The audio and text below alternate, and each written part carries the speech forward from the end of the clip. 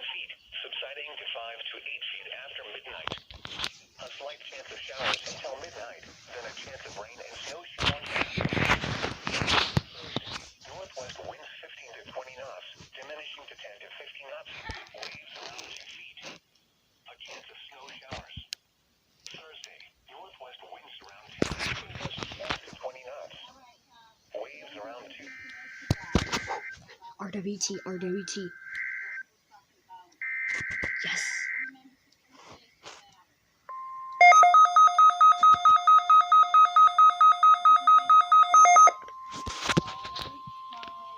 Yes, RWT. This has been a test of the NOAA weather radio tone and same alert systems. Whoa, This test RWT. is conducted each Wednesday at 11 a.m.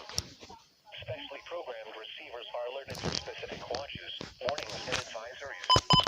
In the event that severe weather is expected on Wednesday, or there is inclement weather, the test is postponed to the next fair weather day.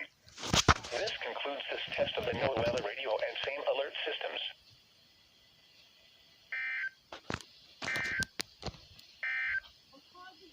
Here is the official National Weather Service forecast for Boston Harbor, issued at 10:20 a.m.